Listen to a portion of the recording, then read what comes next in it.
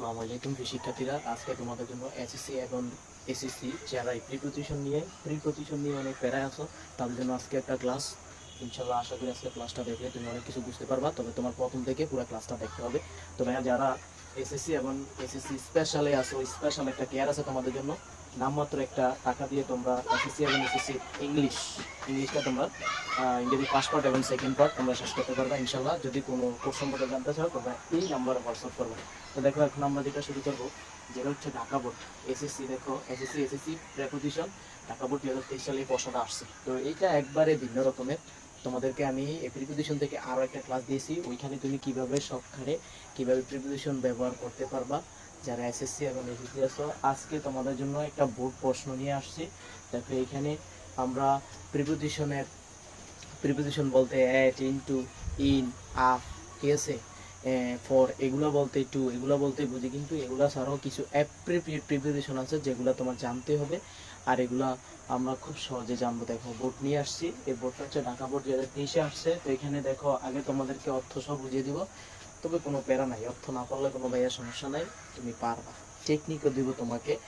দেখো এইখানে তোমাকে যদি আমি অর্থ সহ বুঝাইতে চাই, এখানে বলছে a good boy is a accustomed dash hard work, মানে একটা ভালো ছেলে। অ্যাকুসুমেন্ট শব্দের অর্থ কি? অভ্যস্ত, মানে কঠোর পরিশ্রমে অভ্যস্ত হয়, মানে কঠোর কাজে অভ্যস্ত হয়। হি ইজ নট অ্যাডিক্টেড, সে কখনোই আসক্ত হয় না। যে অ্যাডিক্টেড মানে কি? আসক্ত হওয়া, আসক্ত। ইনি ব্যাড থিং, সে কখনো খারাপ বিষয় বা খারাপ কাজে সে কি হয় না ভাইয়া? আসক্ত হয় না।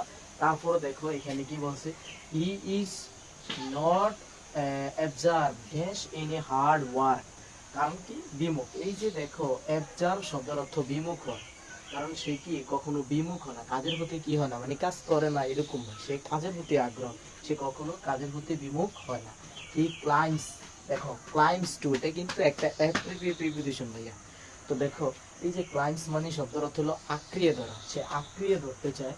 হিজ ডিটারমিনেশন, মানে তার জীবনের যে সংকল্প আছে সে তার সংকল্পটাকে কি করতে চায়? আঁকড়িয়ে ধরতে চায়। Since he is use to, যেহেতু সে ইউজ টু হার্ড ওয়ার্কিং, যেহেতু সে কি করতে চায়? কঠোর পরিশ্রম করতে চায় বা কঠোর পরিশ্রম করে। হি ইজ নট ডাউটফুল, সে কখনোই সন্দেহজনক নয় যে তার কিসের প্রতি? সাকসেস, তার কিসের প্রতি? তার সফলতার প্রতি। তারপর কি বলছে? হি ইজ ভেরি মাচ, সে সবচেয়ে বেশি। কনসিয়াস শব্দের অর্থ হলো সতর্ক বা সচেতন। ড্যাশ হিজ ডিউটিস, তার দায়িত্বের প্রতি সে অনেক সচেতন থাকে।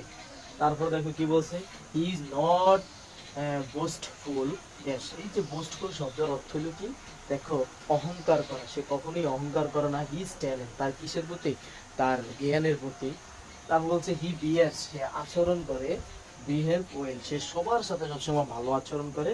হি অ্যাটেন্ডস টু হিজ স্টাডি, সে তার অ্যাটেন্ডস শব্দের অর্থ হলো মনোযোগী হওয়া। অ্যাটেন্ডস টু অর্থ মনোযোগী হওয়া, তার মানে সে তার পড়ালেখার প্রতি বা পড়াশোনার প্রতি সবসময় মনোযোগী হয়। এবার তোমাদেরকে অর্থ সহ বুঝে দিয়েছি। এইবার দেখো তুমি যদি না পারো কিভাবে করবা।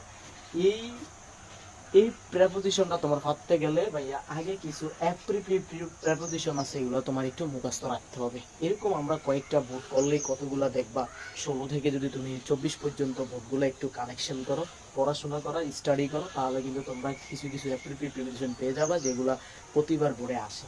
তো এবার দেখো এখানে কি বলছে, যে অ্যাকুসুমেটের সাথে সবসময় টু, এটা একটা প্রেপোজিশন, ঠিক আছে। তারপর দেখো অ্যাডিক্টেড টু, তারপর হচ্ছে absorb to, climbs to, use to, attends to. তারপর দেখো ডাউটফুল অফ, ঠিক আছে, বোস্ট অফ। এই যে এগুলো সবই তোমার অ্যাপ্রিপিয়েট প্রিপোজিশন, এগুলা ভাইয়া কখনো নিয়ম মানে না। এই অ্যাপ্রিপিয়েট প্রিপোজিশন কখনোই কোনো নিয়ম মানবে না। এবার দেখো প্রথমটা অ্যাকুসুমেন্ট টু, দেখছো এখানে টু বসিয়ে দিবা, অ্যাকুসুমেন্ট টু। আবার দেখো অ্যাডিক্টেড আছে, তাই অ্যাডিক্টেড টু, তুমি এটা চাইলে মনে রাখতে পারো। অ্যাডিক্টেড টু, অ্যাডিক্টেডের সাথে সবসময় টু, এটা একটা প্রিপোজিশন মানে হচ্ছে কি? আসক্ত হওয়া। তার মানে এখানেও তুমি কি বসাইতে পারবা? টু বসাইতে পারবা।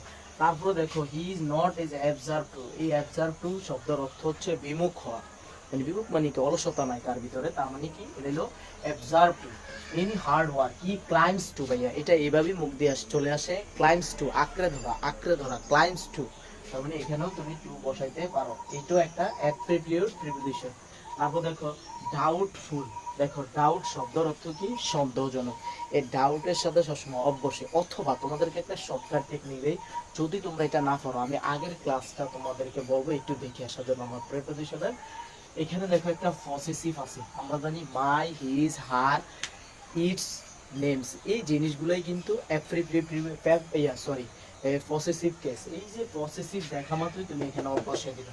আর যেহেতু এখানে ডাউট অফ, এটা কিন্তু একটা অ্যাপ্রোপ্রিয়েট প্রিপোজিশন, তাহলে তুমি এখানে অফ বসিয়ে দিতে পারো, মনে না থাকলেও তুমি এখানে অফ বসিয়ে দিতে পারো। ওকে, তারপর দেখো এখানে সতর্ক বা সচেতন, কনসিয়াস অফ, এই কনসিয়াসও কিন্তু একটা কি তোমার অ্যাপ্রোপ্রিয়েট প্রিপোজিশন, তুমি চাইলে এখানেও কিন্তু পসেসিভ আছে, ঠিক আছে, তুমি এখানেও অফ বসিয়ে দিতে পারো। ওকে, তারপর দেখো এখানে কি বলছে, is, he is not boastful, এখানে কি আছে দেখো, এইটাও কিন্তু একটা অ্যাপ্রোপ্রিয়েট প্রিপোজিশন, তার মানে এটার অর্থ হলো অহংকার, তার জ্ঞানের প্রতি তার কোনো অহংকার নাই, তার মানে এটার সাথে অফ বসে। আর যদি তুমি না পারো, যেটা মনে থাকে না, এখানে দেখা একটা কি আছে, পসেসিভ আছে, পসেসিভ দেখা মাত্রই তুমি শূন্যস্থানে অফ বসিয়ে দিবা। এবার দেখো হি বিয়ার্স ওয়েল, মানে সে সবার সাথে মানে ভালো ব্যবহার করে, তার মানে যেহেতু সবার সাথে ভালো ব্যবহার করে, এখানে একটু অর্থ বোঝার চেষ্টা করতে হবে, তার মানে সবার সাথে, সাথে ইংরেজি হচ্ছে উইথ, তুমি এখানে উইথ বসাইতে পারো, বলে কি বসাইতে পারো, উইথ বসাইতে পারো। ওকে, উইথ, সবার সাথে সে ভালো ব্যবহার করে। তারপর দেখো হি অ্যাটেন্ডস ড্যাস্ট হিজ স্টাডি, সে সবসময় তার পড়ালেখার প্রতি, এই যে অ্যাটেন্ডস টু ভাইয়া, অ্যাটেন্ডস টু, এটা একটা অ্যাপ্রোপ্রিয়েট প্রিপোজিশন, এখানেও তুমি কি বসাইতে পারো, টু বসাইতে পারো, ঠিক আছে। তার মানে তোমার এখানে দেখো বেশিরভাগই এই বক্তাতে তোমার অ্যাপ্রোপ্রিয়েট প্রিপোজিশনের খেলা, কথা বুঝছো, এই জন্য তোমাদেরকে একটু বুঝতে হবে। আর যারা আমাদের এই ক্লাসগুলো একটা ইংরেজি গ্রামার ফুললি শেষ করতে চাও, কভার করতে চাও, সেটা এই নাম্বার একটা নোট দিবা, ঠিক আছে। তো আশা করি সবাই ক্লাসটা বুঝতে পারছো। ইনশাল্লাহ পরবর্তী যে কোনো ভিডিও নিয়ে আবার হাজির হবো তোমাদের সামনে। এ পর্যন্ত সবাই ভালো থাকবে, সুস্থ থাকবে।